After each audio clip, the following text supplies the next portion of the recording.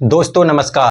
कहीं 0% मतदान, कहीं 5 से 8% मतदान, तो कई मतदाता सूची से ही लोगों के नाम गायब हो जाते हैं। ये चुनाव वोट डालने के लिए हो रहा है, यह वोट नहीं डालने का चुनाव है। गर्मी को जिम्मेदार बताते हुए ये बताता है कि ये भी बहाना लगता है। 2019 की तुलना में 102 सीटों पर मतदान कल हुआ, बढ़ नहीं पाया। अगर राज्यों के हिसाब से देखिए तो बिहार, उत्तराखंड और राजस्थान में मतदान काफी कम हुआ है। नागालैंड में 6 जिलों में 0% मतदान हो पाया है। क्या ये कोई सामान्य घटना हो सकता है? नागालैंड के पूर्वी इलाके को केंद्र ने जो वादे किए थे वो पूरे क्यों नहीं हो पाए? यहाँ के लोग कई साल से विकास का इंतजार कर रहे थे। हालत यह है कि नागालैंड की खबर को अखबारों के कोने में चिपका दिया जाता है। ये बताता है कि हमारा लोकतंत्र से ज्यादा दूसरी और चीजों में विश्वास बनता जा रहा है। आज पूरे देश में ऐसी पर बड़ी बहस होनी चाहिए थी, लेकिन मुख्य चुनाव आयुक्त से लेकर प्रधानमंत्री से लेकर विपक्ष के नेताओं को लेकर सबको इस पर डिबेट करना चाहिए था कि नागालैंड में क्या हुआ और क्यों हुआ। क्यों दूसरे राज्यों में वोट डालने नहीं निकले घर? मतदान केंद्र जाकर क्या करेंगे? नागालैंड के 6 जिलों में वोट नहीं पड़ा। इससे बड़ा तिरस्कार इस देश में क्या हो सकता है? वहां तो लू नहीं चल रहा था, वहां पे कोई भी गर्मी नहीं था, वहां तो मौसम बिल्कुल सुहाना था, फिर भी 6 जिलों में लोगों में वोट नहीं किया। इस मतदान केंद्रों को सजाने में, यहां तक सुरक्षा कर्मियों और मतदान कर्मियों को लाने में कितनी दिक्कतों का सामना किया गया होगा। लेकिन 6 जिलों में कुछ 4 लाख मतदाता अगर वोट ना डाले तो ये कोई साधारण घटना नहीं हो सकता है। 4 लाख में से एक भी वोटर वोट नहीं डालने आया। क्या ये चुनाव प्रक्रिया का मजाक नहीं है?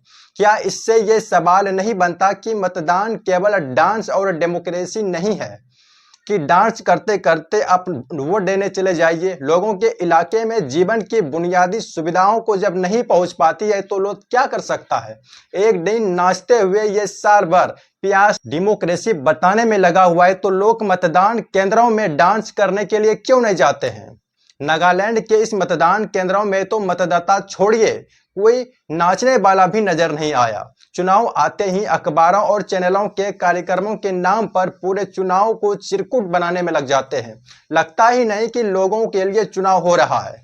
यह तो मोदी के लिए चुनाव हो जाता है या फिर किसी और नेताओं के लिए। हर समय सर्वे चलने लगता है या फिर डिबेट भी शुरू हो जाते हैं कार्यकर्ता के साथ, एक दूसरे के ऊपर कुर्सियां फेंकने का काम शुरू कर देता है। क्या ये ऐसा लोकतंत्र का चुनाव है? तो आप करते रहिए डांस का डेमोक्रेसी और कौन बनेगा प्रधानमंत्री टाइप के कार्यक्रम अपने स्टूडियो में बैठकर। नागालैंड में जो हुआ वो मतदान के बहिष्कार की समान घटना है। इससे राज्य व्यवस्था का सर शर्म से झुक जाना चाहिए कि लोगों के जो रिजेक्ट किया। ये तस्वीर नागालैंड के मंत्री के घर की बाहर की है। इन्हें मतदान केंद्र पर जाने से रोका गया। घर के बाहर को सभी लोगों ने घेर लिया, राज्य सरकार के सलाहकार को भी घेर लिया, रोका गया, घेरा गया ताकि वे वोट ना डाल सके। यहाँ एक विधायक भी वोट नहीं डाल पाए। पूर्वी नागालैंड में विधानसभा के 20 सीटें हैं, इनमें से 4 सीटें तो बीजेपी के पास है। क्या बीजेपी के विधायकों ने भी वोट नहीं डाला? मिस्टर नागालैंड पीपुल्स ऑर्गेनाइजेशन का आह्वान किया था कि कोई वोट नहीं जाएगा। पूर्वी नागालैंड के 6 जिलों में करीब 4 लाख मतदाताओं ने वोट नहीं डाला। चुनाव आयोग का डाटा है कि नागालैंड में 56.91% मतदान हुआ है।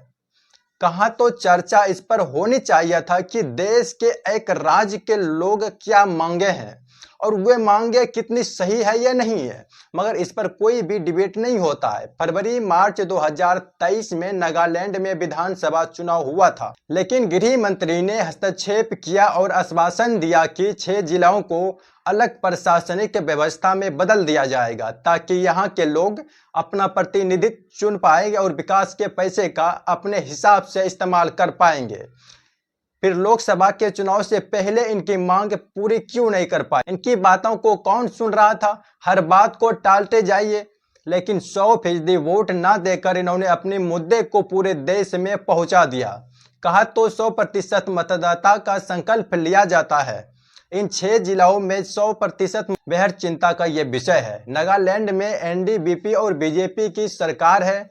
यहाँ एकमात्र लोकसभा की सीट एक ही है, एनडीपीपी के पास है, जो बीजेपी की पार्टनर है। इस पर तो आपका ध्यान कभी नहीं गया होगा। इसी बार अप्रैल को नरेंद्र मोदी की वेबसाइट पर एक लेख डाला गया था कि मोदी सरकार ने नागालैंड के इनके लिए क्या क्या कर दिया है। इस आर्टिकल को पढ़ेंगे तो ऐसा लगेगा कि नागालैंड अमेरिका से अभी कई गुना आगे निकल चुका है। लिखा है कि विकास के पथ पर अग्रसर है, लेकिन इसी राज्य में 6 जुलाई का 4 लाख मतदाता इस दावे को कभी नहीं मानते हैं कि विकास बिल्कुल भी जीरो हुआ, इसलिए वोट डालने नहीं गया। 6 जिलों के 4 लाख मतदाताओं ने प्रोपोगेंडा के इस ढोल को बीच बाजार में ही पटकने का कोशिश किया। आप नागालैंड को मोदी लहर की नजर से भी देख सकते हैं। लहर का पता भी नहीं चल पाएगा।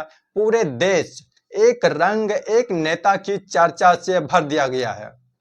लोगों की आवाज बाहर आती नहीं। तरह तरह की आवाजों को, विभिन्नता को खत्म करने की कोशिश की जाती है। गोदी मीडिया ने हर तरह से एक ही आवाज आती रहती है, एक ही आवाज की बात करती रहती है। तो एक दिन यही होगा जो नागालैंड के 6 जिलों में हुआ है। वहां तो लू नहीं चल रही थी, कोई गर्मी भी नहीं थी, फिर भी क्यों नहीं वोट देने के लिए घर से बाहर निकले और इसकी चर्चा क्यों नहीं हो पाई। सारे जानकार स्टूडियो में आकर यही बता रहे होंगे कि प्रधानमंत्री ने पूर्वोत्तर में अभूतपूर्व कार्य कर दिया है। इतनी बार दौरा किया, लेकिन एक बार भी ये नहीं कहेंगे कि मणिपुर प्रचार करने के लिए नहीं गए और पूरे साल नहीं जा सकते। मणिपुर में मतदान का हाल सभी ने देखा। उसी पूर्वोत्तर का यह भी हिस्सा है जहां प्रधानमंत्री मोदी प्रचार तक नहीं करने के लिए गए। इंटरव्यू में कुछ भी बोल जाते हैं। केंद्र ने समय पर दखल दिया तो हालात सामान्य हो गए हैं। ये हाल है उनकी बात का और मीडिया में प्रधानमंत्री मोदी का। देश में 19 अप्रैल को देखा कि किस तरह से मणिपुर में मतदान हुए हैं। बूथ लूटने से लेकर ईवीएम मशीन तक जलाने की घटना सामने आ जाती है। गोलियां चल जाती है मतदान केंद्रों के बाहर। वहां जगह जगह महिलाओं हिंसाओं का विरोध कर रही थी। मणिपुर के बारे में चुनाव आयोग का डेटा कहता है कि 72.17% मतदान हुआ है। जिस राज्य में हालात सामान्य नहीं है, जिसकी एक लोकसभा सीट पर 2 चरणों में मतदान हो रहा है, जहां लोगों ने दोबारा मतदान की मांग की, वहां 72% से अधिक मतदान हुआ है। तभी तो इस देश में ईश्वर की इतना कृपा हो जाती है कि सब कुछ भगवान के नाम पर अंत में हो ही जाएगा। असली आयोग तो ईश्वर ही है इस देश में। नागालैंड और मणिपुर में कोई लू और धूप नहीं था। वहां की उत्तराखंड, तो फिर यहाँ पर मतदान क्यों कम हो जाता है? गर्मी तो 2019 में भी इतना ही था, लेकिन गर्मी का कारण है तो उत्तराखंड में वोट कम क्यों पड़ जाता है? इससे बीजेपी जीतेगी, यह विपक्ष हारेगा। लेकिन हार जीत से अलग करने के लिए वाकई में चिंता का बात हो जाता है। इस बार मतदान कम हुआ। चुनाव से पहले कितना ड्रामा चलने लगता है। आपको ये सब याद आता होगा कि शपथ दिलाने की खबरें छपती थी कि 100% मतदान कराएंगे। कभी बीजेपी तो कभी आरएसएस तो कभी विपक्ष पार्टी की सरकारी कर्मचारियों का बयान आने लगता है कि यहाँ 100% मतदान का संकल्प लिया गया है। होता कुछ नहीं है। उन समाचारों में कुछ लोग हाथ आगे करके शपथ की मुद्रा में खड़े हो जाते हैं और फोटो अखबार में छाप दिया जाता है। पता करना चाहिए कि जिन जिन लोगों ने शपथ ली थी उनमें से 100% मतदान हुआ है या नहीं हुआ है। चुनाव आयोग ने भी बार बार मतदान प्रतिशत बढ़ाने की बात की थी, लेकिन उसकी तैयारियों का क्या हो पाया? इन बातों का क्या हो पाया? इन लक्ष्यों के पीछे का जागरूकता नाम के पीछे जो पैसा और समय खर्च किया गया, उसका क्या रिजल्ट निकल पाया? इसकी भी जांच होनी चाहिए। एक एक वोट का कीमत बताने वाले इस लोकतंत्र में जब 15 मतदाताओं की सूची से गायब कर दिया जाता है तो उसकी खबर दैनिक जागरण में कोने में छप जाती है। ये नैनीताल लोकसभा सीट की खबर है। अमृत विचार अखबार ने कम से कम इसे बड़ा करके छापा गया है कि अनंतपुर गांव में 15 मतदाताओं ने अपना नाम सूची में नहीं पाया। क्या चुनाव आयोग इनके 5 एक वोट के महत्व के नाम पर दोबारा जा पाएगी? और वोट ले पाएगा। अमर उजाला ने तो लिखा है कि 15 लोग जब वोट डालने के लिए गए तो उनका मरे हुए लिस्टों की सूची में इस तरह की कमियां कैसे हो पाती है? क्या घोटाले के समान नहीं? टाइम्स ऑफ इंडिया में पंकज शर्मा की रिपोर्ट है कि देहरादून में कई मतदान केंद्रों में लोगों को मतदाता सूची में अपना नाम ही नहीं मिला। इसमें से ऐसे लोग भी हैं जो हर चुनाव में वोट डालते आए हैं। इसी रिपोर्ट में है कि पीपी कॉलेज की बूथ पर 50 मतदाताओं को मतदाता सूची में नाम नहीं मिल पाए। इस रिपोर्ट के अनुसार जावेद को जब अपना नाम नहीं मिला तो टोल फ्री नंबर पर शिकायत कर दी, मगर कुछ नहीं हो पाया। देहरादून में 6% मतदान कम हुआ है 2019 की तुलना में। जब आप ऐसी छोटी छोटी खबरों को एक जगह जमा कर करके देखते हैं तब पता चल पाता है कि मतदान के दिन क्या हुआ। एंजॉय करना, चुनाव का पर्व मनाना, सेलिब्रेशन का दर्जा देना, इस टाइप की बातें तो बिल्कुल ठीक है, लेकिन वोटर लिस्ट में कई पहले से वोट देते आते रहते थे तो फिर एंजॉय करते थे और पर्व भी मनाएंगे। और गंभीर भी इस बात को माना जाता है किसी मतदाता को आपने वोट देने से रोका। चुनाव आयोग को बताना चाहिए कि राष्ट्रीय स्तर पर ऐसी कितनी शिकायतें आती है और उस पर कितना कार्रवाई होगी। उत्तराखंड की सभी 5 सीटों पर मतदान हो गए, लेकिन मतदान प्रतिशत बहुत निराश करने वाला है। यह 2 मार्च की रिपोर्ट है, याद कीजिए। खबर के अनुसार उत्तराखंड में 75% मतदान कराने का लक्ष्य को रखा गया था। इस खबर में यह भी लिखा गया है कि लोगों को शपथ दिलाई गई। खबरों में तो यह भी छपा गया कि बीजेपी का यही लक्ष्य है कि 75% मतदान होगा, मगर हो नहीं पाया। 14 अप्रैल को अमर उजाला की खबर है कि इसमें बताया गया है कि उत्तराखंड में पोस्टल बैलेट से 94.73% मतदान हो चुका है। मीडिया से बातचीत में अधिकारी डॉक्टर BVRC पुरुषोत्तम ने बताया कि 60 लाख से मतदाताओं ने मतदान की शपथ दिलाई जा चुकी थी। इस बार उनका लक्ष्य 75% मतदान का है। 60 लाख लोगों को शपथ दिलाई गई, क्या इसकी जांच नहीं होनी चाहिए? अगर 60 लाख से अधिक मतदाताओं को शपथ दिलाई गई है तो सभी ने वोट क्यों नहीं डाल पाई? उत्तराखंड में 83 लाख से या 84 लाख से अधिक मतदाता है। आप 60 लाख से अधिक मतदाताओं को शपथ दिला देते हैं, मगर ये सभी वोट डालने नहीं आ पाते। ये कैसे संभव हो जाता है? और जब वोट पड़ा तो 60% का औसत भी नहीं आ पाया। क्या सारा देश हेडलाइन मैनेजमेंट से ही चल रहा है? प्रधानमंत्री मोदी ने तो 2022 में कहा था पंचायत से लेकर लोकसभा चुनाव तक 75% मतदान का लक्ष्य रखा गया था। 25 जनवरी को मतदाता दिवस मनाया जाता है। उस दिन प्रधानमंत्री मोदी गुजरात के पन्ना प्रमुखों हम तय करेंगे हमारे बूथ में, मैं जहां पन्ना प्रमुख हूं उस पन्ने पर जितने लोगों के नाम है, मैं कम से कम आजादी के 75 वर्ष के निमित्त 75% वोट हमेशा करवाऊंगा।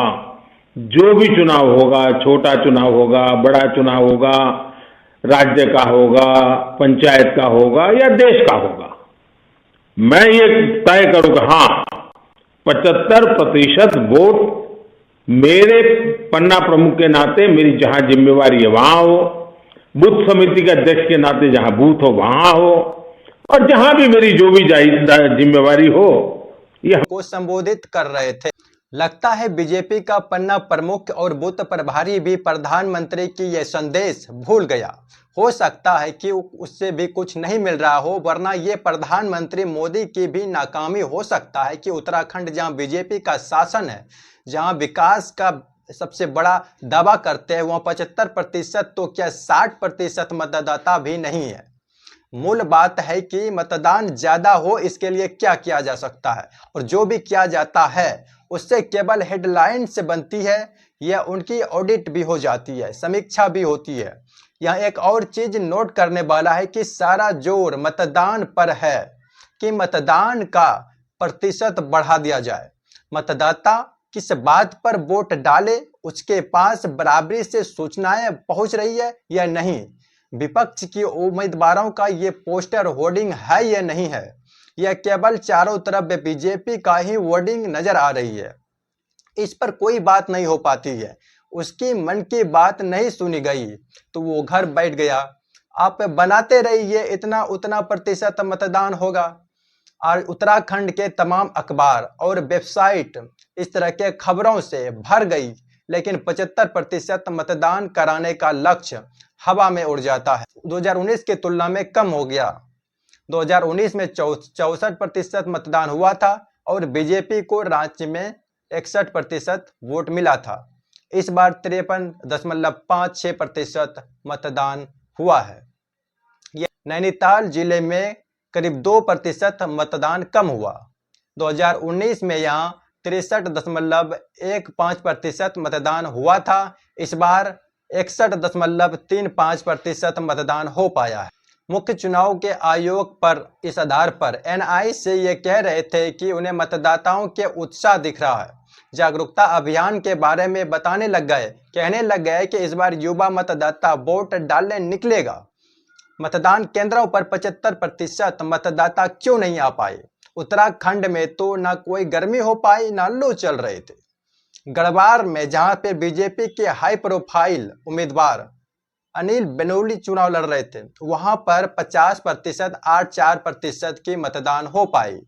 मोदी के नाम पर चुनाव लड़ रहे हैं और मतदान 50% के आसपास होती है। क्या इसके बाद भी कि मोदी लहर बेशक उन्हीं के नाम पर जीत रहे हैं, लेकिन 50% से आसपास के मतदान की क्या कारण है? क्या वहां के मतदाता इतने निराश हो गए हैं कि किसी के लिए वोट देने नहीं गए? 2019 के मुकाबले गढ़वाल में 5% कम मतदान हुआ। यही नहीं, चुनाव आयोग से शिकायत की गई कि बलूनी जब वोट देने गए तो उनकी वीडियो बनाई गई। उत्तराखंड के सामाजिक कार्यकर्ता अनूप नौटियाल ने अपने YouTube चैनल पर कम मतदान का विश्लेषण किया। उनकी बातों को सुनिए तो पता चलेगा कि मतदाता मौसम के कारण नहीं आए, किसी और वजह से उदासीन हो। भले बीजेपी जीत जाए, लेकिन बेरोजगारी से लेकर महंगाई के मुद्दे पर जनता उदासीनता बता रही है कि पोस्टर और होर्डिंग पर केवल नरेंद्र मोदी का ही फोटो लगा दिया जाता है और अकेला छाप देने से मतदाताओं में उत्साह पैदा नहीं हो पाएगा। क्या आपने नोट किया कि ज्यादातर जगहों पर उम्मीदवारों की फोटो नहीं आते, केवल मोदी का ही फोटो पोस्टर या होर्डिंग में नजर आता है। पत्रकार से लेकर विरोधी दल के नेता इस बात को उठा रहे हैं कि जिस पार्टी के पास हजारों करोड़ रुपए का चंदा है, उसके पोस्टर पर एक ही नेता। उत्तर प्रदेश देश का सबसे बड़ा प्रदेश है। डबल इंजन की सरकार में जो दावा करते रहे डबल इंजन, उनकी होर्डिंग देखिए आप कि अब डबल वहां पर नहीं दिखाई देते हैं, अकेले दिखाई दे रहे हैं। इनके प्रत्याशी होर्डिंग से गायब हैं और चुनाव के बाद होर्डिंग पे जो अकेले हैं वो भी गायब हो जाएंगे और सफाया होने का फोटो क्यों है? क्या उसमें अगर 2 या 3 नेताओं का फोटो आ जाता तो पोस्टर या होर्डिंग का बजट 3 गुना बढ़ जाता क्या? 2019 के लोकसभा चुनाव उत्तराखंड में बीजेपी ने सभी 5 सीटें जीत ली थी। इस बार भी ऐसा कुछ कहा जा सकता है, लेकिन 5 से 7% मतदान का कम हो जाना साधारण बात है। अब आप जरा पता कीजिए, तमिलनाडु में बीजेपी के एक नेता है के अन्नामलाई। इनका इस चुनाव में किसी भी नेता या आम मतदाता से सबसे ज्यादा इंटरव्यू हुआ। यूपी के मुख्यमंत्री योगी आदित्यनाथ से भी ज्यादा हुआ होगा। उनसे भी ज्यादा चर्चा अन्नामलाई की हो रही थी। पता नहीं पत्रकारों के पास उनसे जानने के लिए कौन सा प्रश्न और रहस्य है कि लोग कोयम्बटूर से लेकर चेन्नई की दौड़ लगाने लगी। अन्नामलाई का जितना इंटरव्यू हुआ, प्रधानमंत्री ने अपने इंटरव्यू में इस नेता का नाम लिया। उस हिसाब से तमिलनाडु की सभी सीटें बीजेपी को ही जानी चाहिए। जो चैनल बजट का रोना रोते हैं और अपने रिपोर्टर को राजस्थान के गांव में पानी की समस्या, बिहार के नवादा में 41.50% मतदान हुआ, 2019 में यहाँ 50% से कम मतदान हुआ था। आखिर नवादा के मतदाता वोट क्यों नहीं दे पाए? 2009 से लेकर 2024 के 4 चुनाव में बीजेपी ने कभी इस जिले के नेता को टिकट नहीं दिया। जब भी दिया, जिले से बाहर के लोगों को दिया और हर बार बदल दिया। यही नहीं, हर बार एक ही जाति के लोगों को टिकट दिया गया। नवादा सीट से एक बार लोजपा के उम्मीदवार जीते थे, वो भी उसी जाति थे जिस जाति के लोगों को बीजेपी यहां से टिकट देती है। इस बार बीजेपी ने यहां से सीपी ठाकुर के बेटे विवेक ठाकुर को टिकट दिया है। इस हिसाब से भी सोचिए कि नवादा के मतदाता के लिए 4 चुनाव में क्या बदल गया। बाहर से उम्मीदवार थोपना और हर बार एक ही जाति की उम्मीदवार को दे देना टिकट किसी भी संसदीय क्षेत्र की राजनीतिक विभिन्नता को खत्म कर देता है। प्रधानमंत्री नरेंद्र मोदी यहां रैली करने आए। उन्होंने विकास के बड़े बड़े वादे भी किए।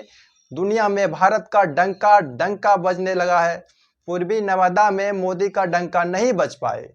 हार जीत का टर्म की बात नहीं कर रहा हूं, बल्कि इस टर्म में कर रहा हूं कि नवादा के लोग वोट डालने क्यों नहीं आए। क्या गर्मी के कारण वोट डालने नहीं आ पाए या कोई और वजह हो सकता है? सवाल है कि अगर देश में मोदी लहर चल रही है तो फिर नवादा में वो लहर क्यों नहीं दिखी? तेजस्वी यादव ने भी नवादा में सभा की, लेकिन क्या वे अपने समर्थकों में मतदान के लिए जोश भर पाए? इम्तिहान तो उनका भी है। तेजस्वी का ये दावा क्या चुनावी जीत का रूटीन दावा है या वाकई में इसमें दम है? 4 जून तक इंतजार कीजिए। कहा जा रहा है कि कई जगह पर कांग्रेस से लेकर विपक्ष की तमाम दलों का बूथ मैनेजमेंट बहुत ही खराब है। इसका कारण समर में भी आता है। लगातार हमले से विपक्षी दल बिखर जाता है। उनके पास आर्थिक शक्ति नहीं कि कार्यकर्ताओं को खर्चा दे सके, तो उन्हें ये बात हर रैली में कहनी चाहिए कि हमारे कार्यकर्ता आपके घर ना भी आए तो भी आप खुद चलकर वोट देने आए। क्या विपक्ष की नेता जल्दी में है? वो ये बात भूल जा रहे हैं क्या? दूसरी तरफ बीजेपी की ये हालत देखिए। अगर बिहार में मतदान कम हुआ तो सवाल बीजेपी को लेकर ज्यादा हो सकता है। उसके पास तो हर तरह के पन्ना प्रमुख है। पार्टी के पास कई हजार करोड़ का चंदा भी है। इतना पैसा है कि कई चुनाव में भी खर्च नहीं हो पाएगी। फिर भी वोट कम क्यों हो जाता है? इतना पैसा आखिर जा कहां रहा है? क्या इस बार बीजेपी के कार्यकर्ताओं को 8,000 करोड़ में से कुछ भी नहीं मिल पाया? ऐसे ही वीडियो देखने के लिए चैनल को सब्सक्राइब कीजिए और शेयर कीजिए। बहुत बहुत धन्यवाद।